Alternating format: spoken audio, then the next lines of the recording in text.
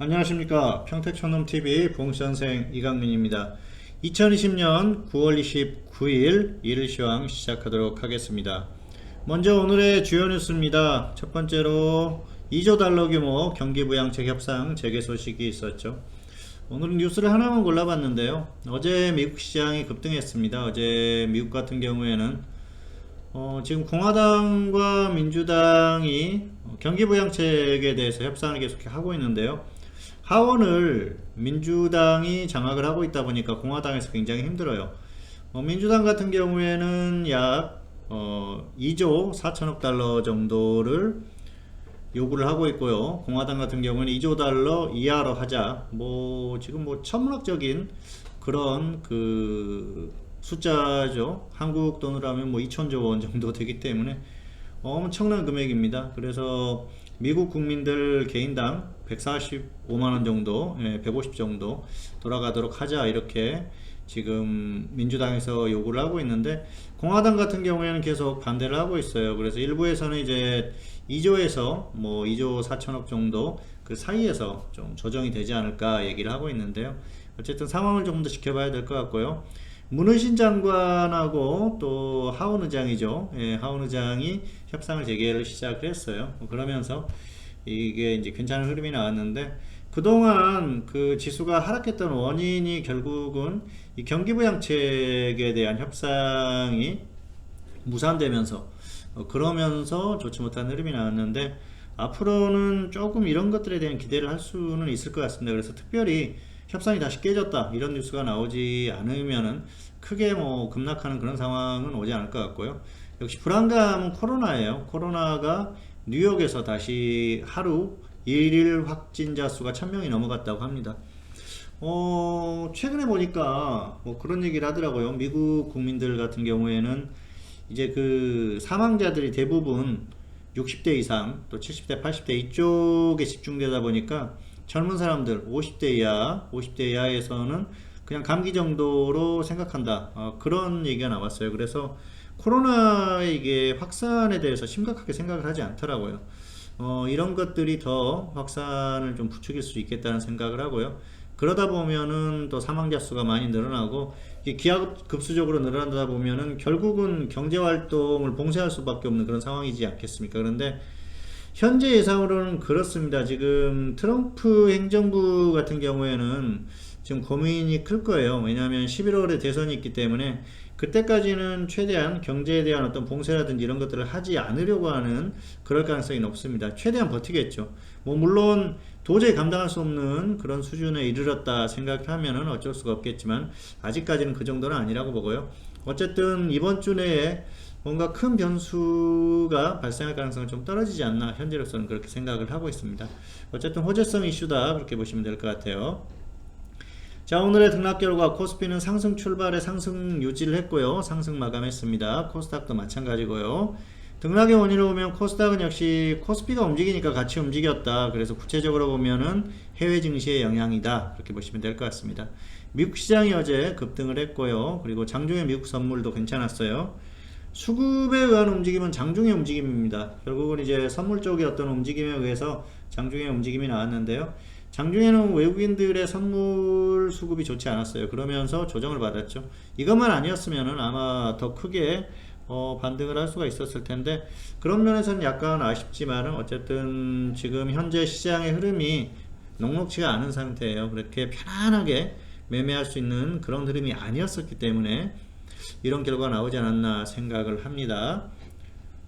자, 특이사항을 보시면은 코스닥은 출판 매체 복제 업종이 강세를 보였는데요. 그리고 일부 종목이 강했죠. 코스피는 운송장비 업종이 강한 흐름을 보였습니다. 자, 화면 보시겠습니다.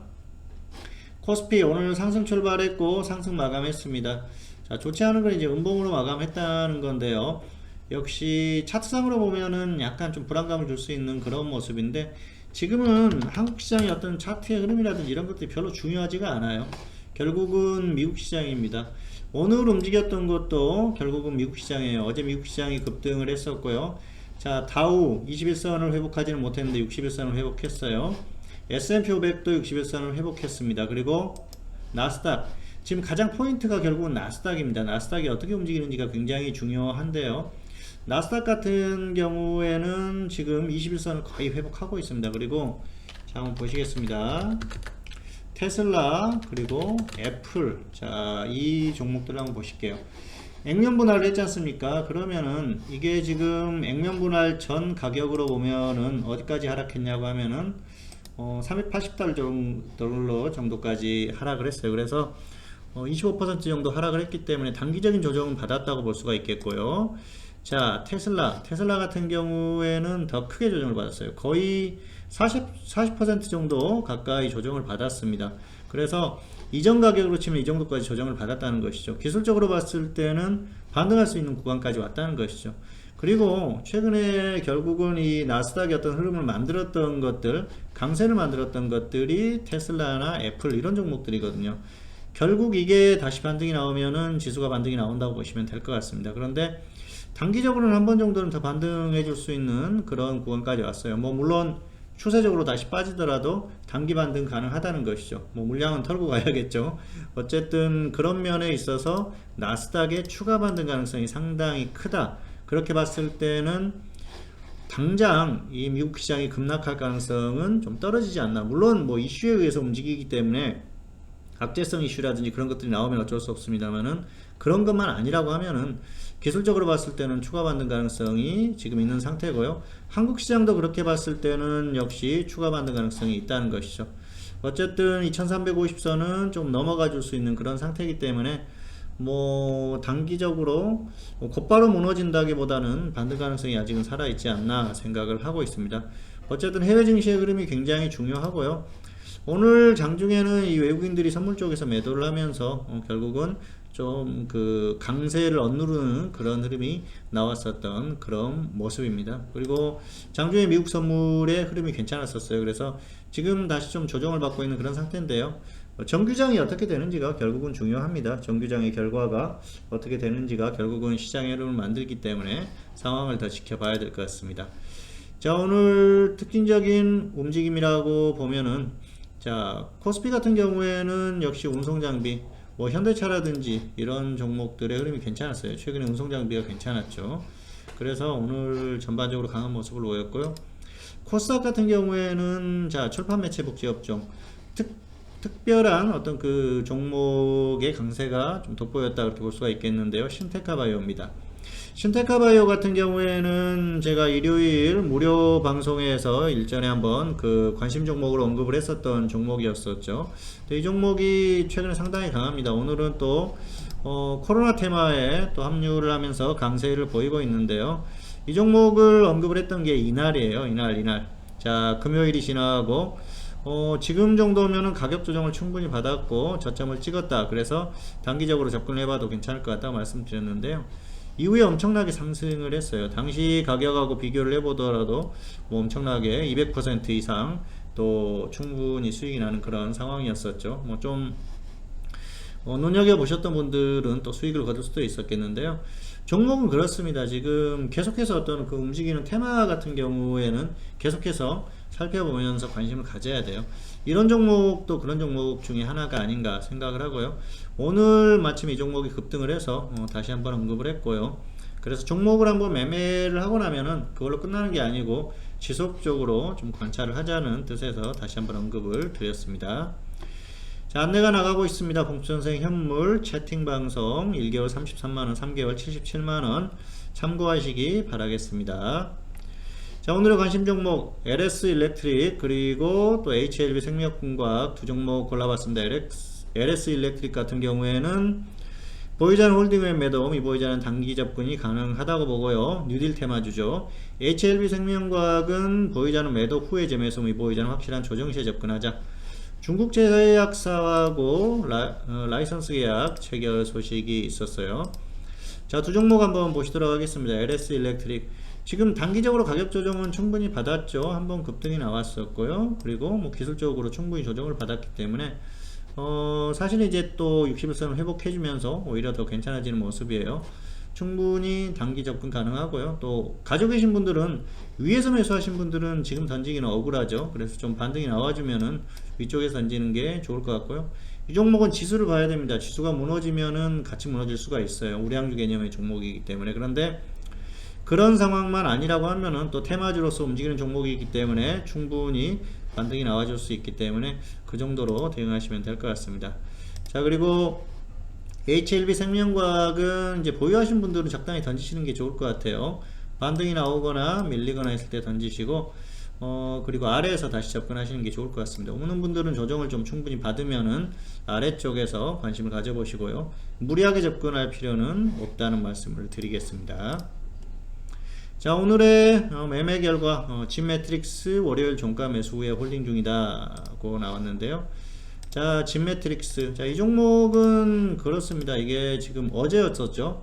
어제 종가에 추천을 했어요. 어제 뭐 전반적으로 이제 지수가 버텨주는 흐름이었었기 때문에, 그리고 이 종목 같은 경우에는 가격 조정을 단기적으로 충분히 받았어요. 물론 장기적으로 가격 메리트가 없습니다. 그래서 중장기로 끌고 갈 수 있는 종목은 아닌데 단기 매매는 충분히 가능하다는 것이죠. 그래서 가볍게 어제 종가에 추천을 했고요. 오늘 또 20% 정도 나왔는데, 이 종목은 이제는 뭐 하락하면은 권전 매도, 그리고 상승하면은 최소 30%에서 50% 이상 수익 매도를 해볼 생각입니다. 그래서 다음 주의 흐름에 따라서 적당히 정리를 할 생각이고요.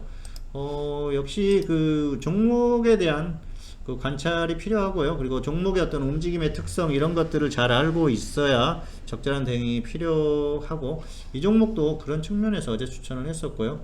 가격 메리트는 장기적으로 봤을 때는 없지만 단기적으로는 충분하다. 그래서 단기 추천을 했고요. 어쨌든 단기 대응할 생각입니다. 자, 지수 전망입니다. 2350 돌파 시에 단기 박스권이 가능하다. 미국이 중요하다. 결국 미국이 결정할 가능성이 크고요. 어쨌든 불안감이 있는 시장이기 때문에 다시 빠지면 위험하고요. 반등이 더 나왔을 경우에는 충분히 또 단기적으로 버틸 가능성이 있다. 다만 박스권은 좀 낮아졌다. 그렇게 보시면 될 것 같습니다. 대응 전략은 이렇습니다. 현물은 코로나 뉴딜 관련주에 관심 가지시고요. 파생은 양방향 단타 장중에 혹은 반등이 나오면 일봉 매매가 가능하다는 말씀을 드리겠습니다. 자, 화면 보시겠습니다.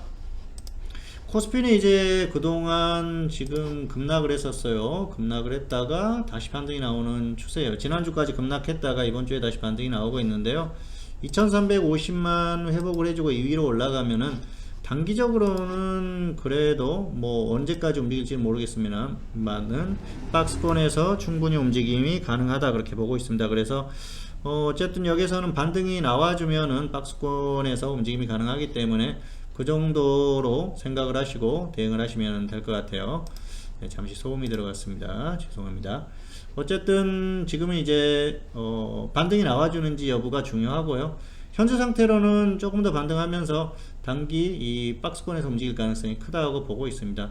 어쨌든 지금은 그래요. 2300을 다시 이탈하면은 또 불안감이 있는 시장이기 때문에 그때는 또 주식 비중을 확 줄여주고, 그러지 않으면 위에서는 적절하게 매매를 하고 이렇게 하시면 될 것 같습니다. 그런데 비중을 지금은 너무 무리하게 할 필요는 없어요. 왜냐하면은 시장 자체가 추세적으로 계속해서 좋아서 계속 가는 그런 장은 아니지 않습니까? 그리고 사실 지난주까지 꺾이는 과정이 굉장히 불안했어요. 불안한 흐름을 보였었기 때문에 언제든지 이런 흐름이 나올 수 있다는 것이죠. 그리고 길게 봤을 때는 불안 요인들이 계속해서 포진을 하고 있는 상태라서 뭔가 확실한 어떤 호재성, 그런 이슈라든지 그런 상황이 조성이 되지 않으면은 무리할 필요는 없다는 것이죠. 이제는 조금 조심하면서 대응할 필요가 있다. 그리고 종목을 매매할 때도 역시 대충 이렇게 뭐 접근을 했다가는 낭패를 볼 수 있는 그런 상황이기 때문에 무리하게 접근할 필요도 없고요. 좀 관리가 필요한 그런 상황이 되지 않았나, 그렇게 말씀을 드리고 싶습니다. 어쨌든 결국은 미국 시장의 움직임이 굉장히 중요합니다. 미국 시장이 여기서 추가적으로 조금만 더 반등이 나와주면 한국 시장도 분위기가 좋아질 거예요. 그러면은 당분간 더 버틸 어떤 동력이 발생을 하기 때문에 미국 시장을 주목하시기 바라겠고요. 특히 나스닥을 잘 보시기 바라겠습니다. 최근에 나스닥이 시장을 끌고 가는 그런 흐름이기 때문에 역시 나스닥을 좀 주목할 필요가 있을 것 같고요. 여기 직전 고점을 다시 뚫기는 좀 힘들지 않나, 그런 생각을 하더라도 단기적으로 반등이 나오면서 시장이 조금 더 버틸 가능성은 있다. 다만 밀렸을 때는 다시 한번 또 심하게 밀릴 수도 있으니까 밀리기 시작하면 그때는 조심하자는 말씀을 드리겠습니다. 자, 어쨌든 현재 상태로는 뭐 그렇게 아주 좋은 장은 아닙니다만은 뭐 그렇게 아주 불안한 상태는 약간 벗어나는 흐름이기 때문에 미국 시장을 주목하시면서 대응하시면 될 것 같고요. 파생 같은 경우에는 장중에 양방향 단타, 그리고 반등이 여기서 좀 강하게 나오면은 일봉상 하방 공략을 해볼 필요가 있다. 이 말씀은 지금 최근에 계속 말씀을 드리고 있었죠. 그래서 뭐 이전부터 계속 말씀을 드렸지 않습니까? 이때부터 그렇기 때문에 역시 지금은 지수가 반등할 때 하방 공략하는 게 조금 더 편안하게 유리하게 할 수 있는 상황이기 때문에 그런 것들을 생각을 하시면서 대응하시길 바라겠습니다. 네, 연휴가 깁니다. 어차피 연휴가 끝나고 나야 또 시장이 시작하죠. 그리고 우리가 할 수 있는 건 없어요. 그리고 이 방송이 결국은 이 연휴가 끝나고 나서 어떤 그 대책을 세울 수가 있는 그런 상태이기 때문에 오늘 장에 대한 분석, 그리고 앞으로 우리가 대응해야 될 방법, 이런 것들을 좀 참고하시라고 그런 내용들을 말씀드렸습니다.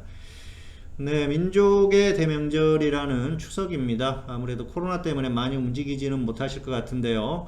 건강에 주의하시고, 또 사람은 많은데 너무 이렇게 돌아다니시는 건 지양하시는 게 좋을 것 같고요.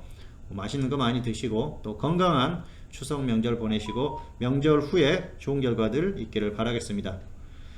네, 평택촌놈 TV는 유튜브에 다양한 동영상이 있습니다. 잘 활용하시기 바라겠고요. 2020년 9월 29일 일일 시황, 오늘은 여기서 마치도록 하겠고요. 저는 다음 시간에 다시 찾아뵙도록 하겠습니다. 감사합니다.